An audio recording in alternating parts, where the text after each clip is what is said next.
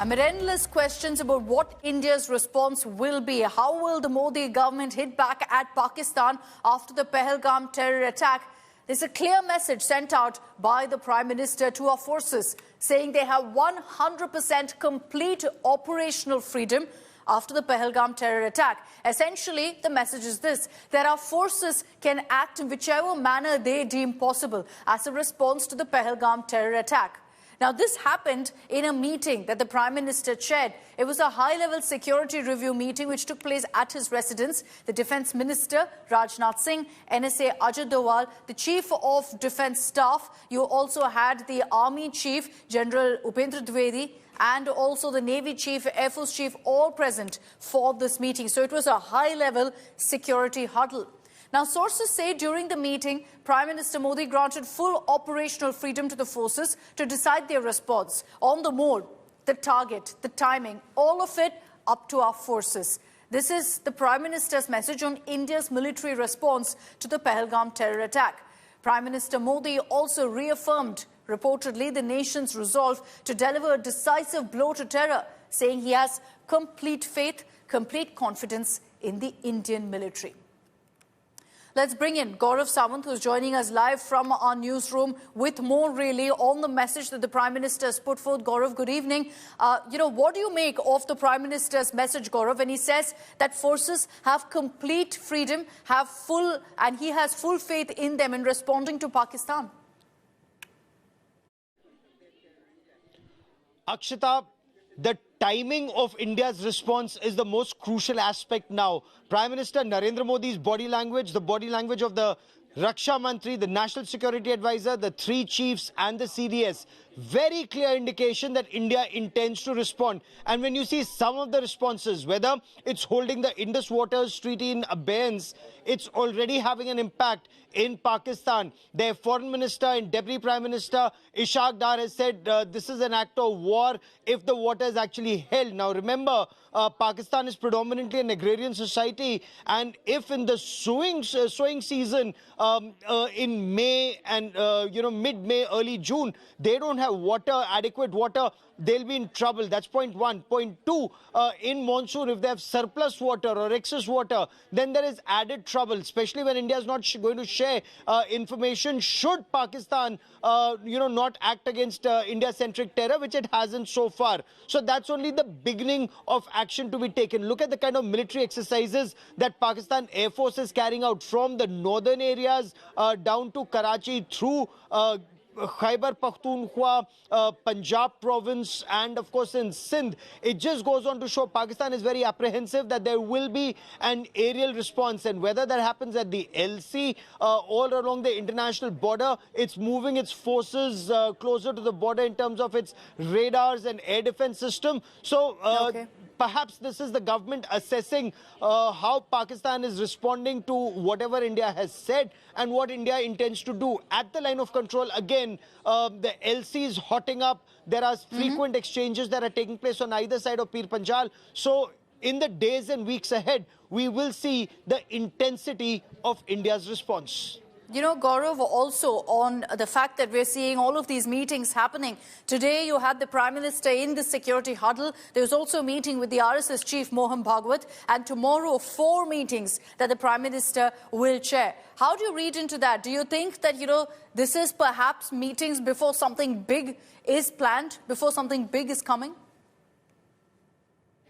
If you hear the Prime Minister's statement, whether it was in Bihar, where he said, आतंक को जड़ से मिटा देंगे, उसकी मिट्टी में उसको मिला देंगे, to what he said today, full freedom to deal a decisive blow to terror.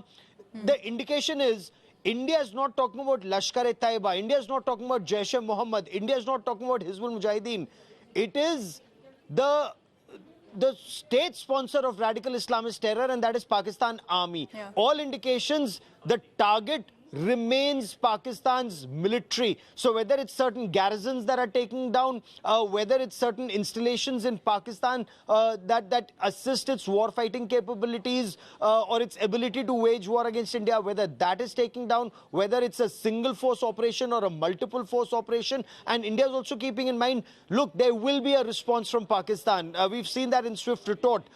They responded, but then their response was very measured. Also, there's a lot of intelligence input that Pakistan does not have the kind of weapons and ammunition that are required for a prolonged engagement. So perhaps there would be an initial engagement now. It may escalate. There would be a response from Pakistan. Then India will respond at a place and time of our choosing. So can Pakistan sustain it for long, or will it think that it's better to get rid of people like Asim Munir, who are the, that military jihad complex who spearheaded? They are the problems. It remains to be seen how Pakistan responds, because a lot of this would be very dynamic depending on how Pakistan responds to India's actions. One thing is very, very clear. In light of all that's happening in India, you've got Pakistan completely rattled. They don't know what's going to hit them. So they're trying to ensure that they have, backup plans, a plan B in place for whatever happens really as far as India's retaliation goes. Thanks very much, Gaurav, for joining us with those details. What I was referring to earlier with Gaurav was the fact that you're going to be seeing back-to-back meetings taking place. Today, Prime Minister met with the top security officials, as you see there, and then you also had the meeting with the RSS chief. Tomorrow, Prime Minister Modi will be chairing the Cabinet Committee on Security. Top Modi ministers will be a part of this meeting. This is the second CCS meeting that's taking place after the Pahalgam terror attack. Is this a sign of something to come? Well, remains to be seen. But right after that, the second meeting that the Prime Minister will be chairing is a Cabinet Committee on Political Affairs. Again, in this, you'll see an extended cabinet present, ministers present. Those who weren't a part of CCS will be a part of the Political Affairs Committee meet as well. This too, the Prime Minister will chair. Then you have the Economic Affairs Committee, the Cabinet Committee for Economic Affairs, also coming together for a meeting, the CCEA. Now, key economic decisions will be taken. Why is this crucial? Because for Pakistan also, India is looking to ensure economically too, Pakistan is punished for backing terrorism. Now, there's also the Union Cabinet meeting, and this is important. Why? Because it's the first cabinet meet that's taking place since the Pahalgam attack last week. And again, of course, as always, the Union Cabinet huddle is chaired by the Prime Minister. So that meet too is taking place tomorrow. You look at all of these four meetings, they're power-packed. They have all of the biggest ministers, and of course, the Prime Minister is chairing this particular meet. So it's led to a lot of buzz that at the end of the day tomorrow, in 24 hours, once these meetings conclude, are we going to be seeing some big announcement by the Indian government? We'll watch out for that. But let's get you a news break coming in.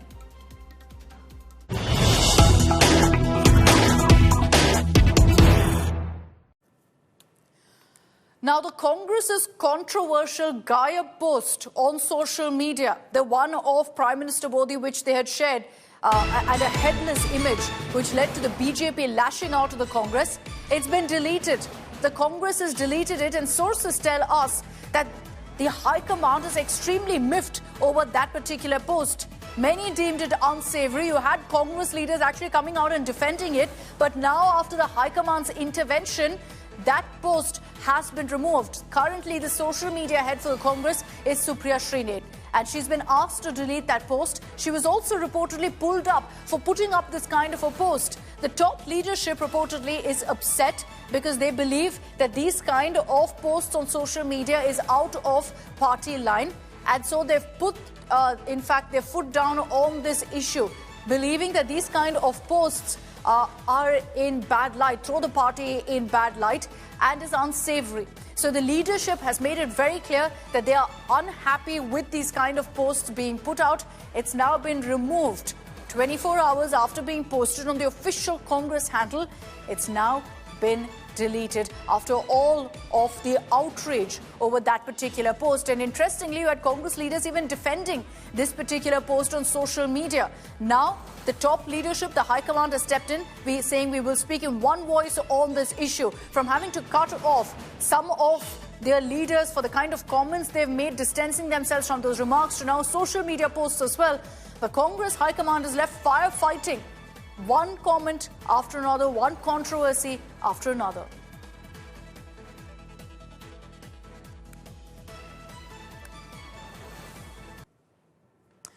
Okay, let's focus now on the aftermath of the Pahalgam terror attack. 7 days on, the hunt continues for those 4 terrorists who carried out the strike in the Sarin Valley on innocent Indians, on these tourists. So let's tell you about what's been revealed really by agencies. Fresh intel reveals that the mastermind of the Pahalgam attack, Hashim Musa, is actually a former Pakistan Army regular with elite combat training. Sources say, therefore, he's using military tactics to actually dodge capture. We'll break down all the details in our report. The sketch of terrorist on your screens is that of Hashim Musa, a trained Pakistani army commando sent by Pakistan to butcher innocent tourists in Pahalgam. Hashim Musa was a regular of the Pakistan army and is trained in armed combat.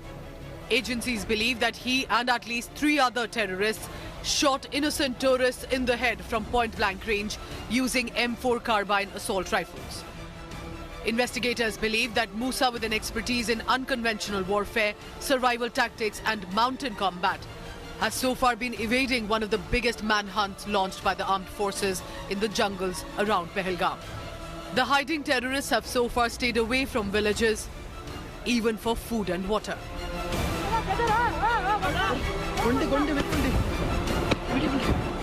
The NI investigation has revealed chilling details of the horrific Pahalgam killings. Investigation revealed that 2 of the terrorists were in traditional Kashmiri ferens, while 2 were seen in tracksuits. According to eyewitness and survivor accounts, terrorists split the tourists into Hindus and Muslims, asking them to recite the Islamic verses or the Kalma. The ones who could not had fire opened on them, especially from the Hindu community. The initial investigation report that India Today has exclusively accessed reveals 2 terrorists shot at fleeing tourists right at the exit gate. Most of the targeted killings were at the local tea and the Bhelpuri stall near the exit and entry gates. After the massacre, the terrorists fled into the forest areas after the attack and jumped over a boundary wall. Allahu Akbar. Allahu Akbar. Allahu Akbar. Meanwhile, this viral video could prove to be a crucial evidence for the National Investigation Agency. The zipline operator, who was caught on camera chanting Allahu Akbar while the gunshots are being heard, is under the NIA lens and has been called for questioning. आपने पूछा अपने भाई से ये कि जब jeep चला रहा था तो नारा क्यों लगाया? सर जी वो पूरा कन्फर्म नहीं है, क्योंकि उनको जब वो आवाज़ आई है वो इसी के लिए आ रहा है। उनको पूरा पता भी नहीं था। वो जिप लाइन जब राइड कर रहे हैं तो वो उनको छोड़ रहा है, क्योंकि उनको खुद भी पता नहीं है। आप वीडियो में देख लीजिए एक बारी सर, क्योंकि वो बेक खुद ही जा रहा है, बेक वो खुद आराम से बैठ के है वहाँ पे सर। अच्छा जी, जब मेरा लड़का और मेरी वाइफ नीचे पहुँच गई, मैं जिप लाइन में बैठा था, तब फर्स्ट फायरिंग हुई थी और आफ्टर 20 सेकंड के बाद मुझे पता चला कि नीचे फायरिंग हो रही है और लोग मर रहे हैं। तो फिर जैसे मैं नीचे पहुंच गया तब मैंने देखा कि मेरे वाइफ के सामने 2 लोगों को रिलीजन पूछ के गोली मार दी है। One question remains. How long before India brings the Pahalgam attackers to face law for killing 26 innocent people? With Arvind Ojha, Mir Farid and Kamaljeet Sandhu in Jammu Kashmir, Bureau Report for India Today. Okay, let me introduce here on NewsTrack Sushant Sarin, Senior Fellow of ORF, Strategic Affairs Expert, who's joining us on this broadcast. Sushant Sarin, good evening. Thank you for your time. You know, the fact that there is a clear Pak army link to these terrorists isn't something new. We're talking about right now Hashim Musa, who carried out the Pahalgam attack, being an ex-commando of the Pakistan Army Para Forces. But he's not the only one, is he, Sushant? Tahavur Rana was someone who was part of the Pakistan Army as a doctor. You had Major Iqbal, a key plotter of the 26/11 attacks, was an ISI officer. You had Rahman Pasha, again 26/11 Pak Army officer, Sajid Mir, a Pak Army officer. So that list is long, and it clearly shows the direct link between these terrorists and how they were trained very, very well by the Pakistan Army. Yeah, Akshita, that list is very, very long because there was this dreaded terrorist called Ilyas Kashmiri. He also had served in the Yeah. Pakistan Army at one point in time. And there have been others who were then involved with the Al Qaeda who had Pakistan Army links. And in fact, even the attacks which took place in Pakistan at one point of time, when their naval base in Karachi was attacked, had a Pakistan Army link. So, Pakistan Army and its flirtation with terrorism, in which very often what has happened is that while the Pakistan Army was trying to control the terrorists, a lot of their own officials also got turned by the terrorists and became actually made common cause with the terrorists. So this has been happening for the last almost 30 years now. Again, it should not surprise us also because when the Jammu attacks happened, given the way those attacks had taken place, there has been a lot of analysis of who were the people behind those Jammu attacks, whether it was in Riyasi, whether it was in other places. And the conclusion that was being reached is that the way the ambushes had been mounted, the way these guys disappeared, the kind of discipline they showed in firing, meant that these were regular soldiers. These are not TRF guys. Mostly the TRF fellows have been, local Kashmiri guys who are fronting for the Lashkar-e-Taiba and the Pakistan Army regulars, irregulars, ex-soldiers who come in. The TRF guys work mostly like, agents or guides and stuff like that. Their own actions have been mostly limited to killing unarmed, civilians, somebody who's working in the field, somebody who is a tour operator, somebody who's sitting in a shop, somebody who's a construction worker. So these TRF goons feel that, they are showing a lot of masculinity and jazba-e-jihad by going and killing unarmed people. But the real horrific killings have inevitably been carried out by the Pakistanis, especially the Punjabi Muslims who are recruited by the Pakistan Army. Because let's face it, the Pakistan Army also does not trust the Kashmiri. If you hear what the Punjabis in Pakistan, especially from the Lashkar-e-Taiba, and I've seen this myself, or the Pakistan Army, the words which they use, I can't use on your channel simply because, then I'll get doxxed and cancelled. But they use extremely derogatory words for the Kashmiris. So I don't think they trust the Kashmiris completely, which is why they have to send in their own people.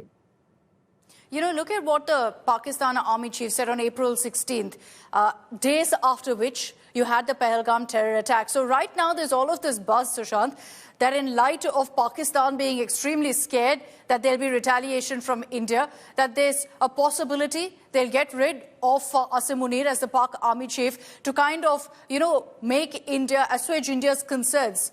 Do you see that happening, that Asim Munir will be shown the door, almost as if an indication by the Pakistan administration that, look, we'll keep India happy and we won't expect any sort of retaliation or strike? I don't think immediately that's going to happen. I think if maybe, some kind of action is taken by India and then things hot up a hell of a lot between the two countries and then there is a lot of pressure on Pakistan, perhaps at that point of time, the Pakistan Army might, ask the chief to step down. As of now, I think this is partly wishful thinking and partly speculation. I don't see an easy, path to remove the Pakistan Army chief at this point in time, especially because the ISI and all the other fellows have been drumming up support. And one of the reasons for this particular attack was that the moment it leads to a kind of Indo-Pak standoff, the Pakistan Army, whose name is mud, whose popularity has reached a nadir, nobody likes them, people joke about them, people lampoon them, people mock them.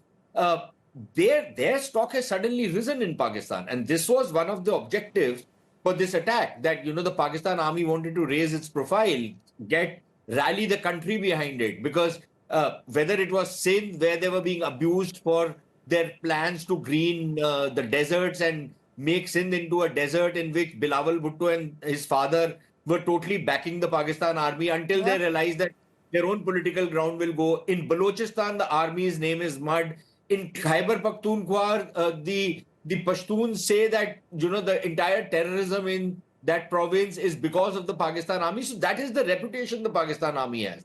But suddenly you see over the last week or so, you see how the stock of Pakistan army has started rising, how the media has been trying to drum up support for the Pakistan army. So I think as of now, to expect that Asim Munir will be asked to quit, I don't think that will happen. And even more importantly, do you think India will be satisfied just with the head of Asim Munir? I'm not so sure. Yeah. Of course not. There's no question of India really settling down just because of Asim Munir being pushed aside. But there is a revolt that Pakistan and the Pakistan army is staring at right now, which Sarin, you also spoke about the fact that, there is a growing anger and a sentiment against the Pakistan army that they're trying very, very hard to combat right now. Thank you very much, Sarin, for joining us here on NewsTrack with your expertise really on what's really playing out right now in Pakistan. And the fact that there's an undeniable link right now of so many terrorists to the Pakistan army, including a clear imprint of the Pakistan army in the Pahalgam attack as well. But let's just break down for you the big powerhouses of Pakistan, who perhaps also have a say on these terror attacks in India. Asim Munir, who we've been talking about, is the Pakistan army chief, and just days before the Pahalgam terror attack, made that comment about Kashmir being the jugular vein and made anti-Hindu remarks as well while invoking the two-nation theory. He made these comments on April 16th, April 22nd, the Pahalgam terror attack took place. And the message seemed to be very clear that he was signaling support to terror proxies. And the Pahalgam attack clearly couldn't be carried out without the Pakistan army's tacit support. You look at how they were armed. You look at how these Pakistani terrorists infiltrated into India. Now, we're also seeing right now increased activity around LOC after Pahalgam and the instructions of Asim Munir. Let's talk about also currently who is the ISI chief of Pakistan, another powerful position in Pakistan. It's currently Asim Malik. He is the Director General of the Inter-Services Intelligence. This was a position interestingly held by Asim Munir previously. So Asim Malik is overseeing Intel Ops. The ISI plays a big role in infiltrations, in choosing just the right time, in helping terrorists cross over into India. So along LOC, it's this man who is ensuring that terrorists are aided. So covert support to terrorists, he's the boss of that. He takes care of that. He's also advising on Pakistan's next step. How should they respond? Now with India clearly upping the ante, figuring out what our response is going to be to Pahalgam, how will Pakistan choose to respond to that? Asim Malik decides. Also overseeing disinformation ops against India. You see this very often, digitally and otherwise. A lot of fake news, disinformation, communally sensitive remarks being made. All of that is being done at the behest of the ISI. Let's get to the other big name, Khwaja Asif, Pakistan Defence Minister. The same man whose social media accounts are now blocked in India because his statements shape Pakistan's official response. And you see all sorts of loose cannon statements from him. So it tells you a lot that this is the man shaping Pakistan's official response as well. He's warned of an all-out war against India. Empty words right now, rhetoric that you can expect from Pakistan, and has also denied, of course, as expected, a role of Pakistan in the Pahalgam attack. He's called for global intervention, saying that the need of the hour is for countries to step in this particular matter. But no country really has. Let's talk about the Pakistan Foreign Minister, the Deputy Prime Minister, Ishaq Dar. Now, he's publicly denied Pakistan's involvement. You see a very typical script playing out here with all of these leaders. They all deny involvement in the Pahalgam attack. But at the same time, this is the very man who called the Indus Pact suspension as an act of war. He also hailed the Pahalgam terrorists, referring to them as freedom fighters. Let's get you the main man, the man in the high seat. Shehbaz Sharif, the Pakistan Prime Minister, announced retaliatory diplomatic measures against India, tit for tat, which was expected. India was fully prepared for it. Has referred to Pakistan's link to Pahalgam as completely baseless. Like I said, typical script. Vows to also protect Pakistan's water rights at all costs. So that was the official statement that came in from the Pakistan Prime Minister. Now let's just put the spotlight for a moment on the Pakistan Army Chief, Asim Munir. He's got a very interesting tenure, not just now as the Pakistan Army chief, because it's under him that now you've had the Pahalgam attack and 26 tourists have died. He's currently the Pakistan Army chief. Interestingly, it happened just days after that comment that he made and those anti-Hindu comments where he also referred to Kashmir as the jugular vein. In 2019, when the Pulwama attack happened, when 40 CRPF Jawans were killed, guess who was in charge? Asim Munir. He was then the ISI chief, the ISI DG. So clearly there, you join the dots, you see one common link in some of the worst terror attacks that have happened here on Indian soil. That link is Asim Munir. Well, that's all we have time for in this edition of NewsTrack. Thanks very much for tuning in.